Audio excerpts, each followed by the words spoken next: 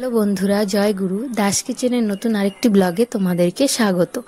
আমি আজকে বানাবো এখানে কাতল মাছের ঝোল আলু দিয়ে।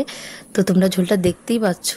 যদি এই রেসিপিটা তোমাদের ভালো লাগে তাহলে অবশ্যই প্রথম থেকে শেষ পর্যন্ত দেখার অনুরোধ রইল। তো এখন আমি শুরু করছি। তার জন্য আমি এখানে কড়াইয়ে তেল দিয়ে মাছগুলোকে ভেজে নিচ্ছি। তো আমি অফ ক্যামেরাতেই অর্ধেক মাছ ভেজে নিয়েছিলাম, আর এখানে অল্প মাছ ভাজা তোমাদেরকে দেখাচ্ছি। তো মাছগুলো আমার ভাজা হয়ে গেছে, এখন আমি এগুলোকে নামিয়ে নেব। তো নামিয়ে নিয়েছি। এখন ওই কড়াইয়ে আরেকটু তেল দিয়ে শুকনো লঙ্কা আর গোটা জিরে সম্বাসে দিয়ে দেব।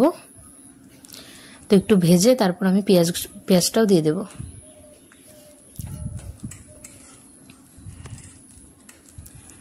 তো এটা ভাজা হয়ে গেছে, এখন পেঁয়াজগুলো দিয়ে দিচ্ছি।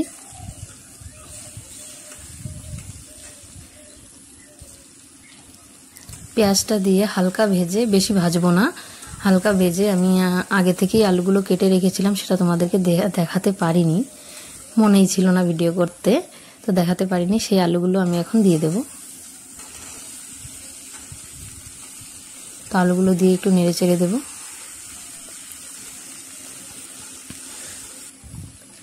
এখন আমি এখানে কাঁচা লঙ্কা আর অর্ধেকটা কাঁচা পেঁয়াজও দিয়ে দিলাম। দিয়ে পরিমাণ মতো লবণ দিয়ে দেব।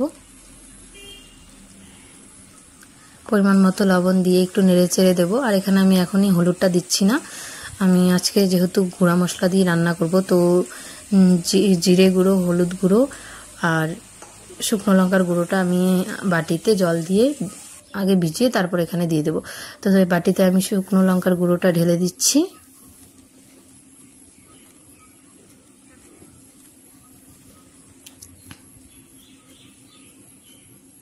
জিরে গুঁড়োটাও দিয়ে দিচ্ছি। তো এদিকে দেখো ভাজাটা হালকা হয়ে গেছে। এখানে হলুদ গুঁড়োটা দিয়ে জল দিয়ে ভালো করে মিশিয়ে এখন আমি এখানে দিয়ে দেব জলটা।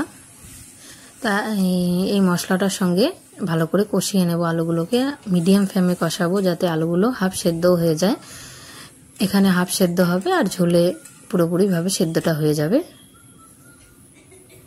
তো এভাবেই আমি মিডিয়াম ফ্লেমে ভালো করে কষিয়ে নেব। তো কষানোটা আমার হয়ে গেছে, দেখতেই পাচ্ছ। এখন আমি ঝোলের জলটা দিয়ে দেব।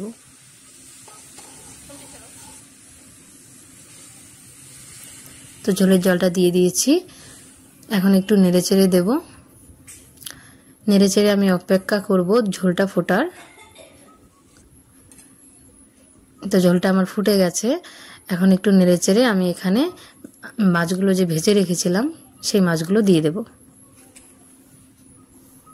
তো মাছগুলো দিয়ে আরেকটু নেড়ে চেড়ে দেব।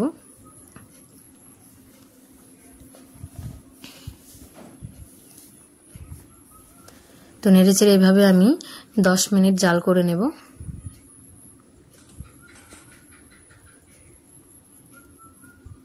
তো দেখতেই পাচ্ছ ঝোলটা আমার ঘন হয়ে গেছে, জালটা হয়ে গেছে।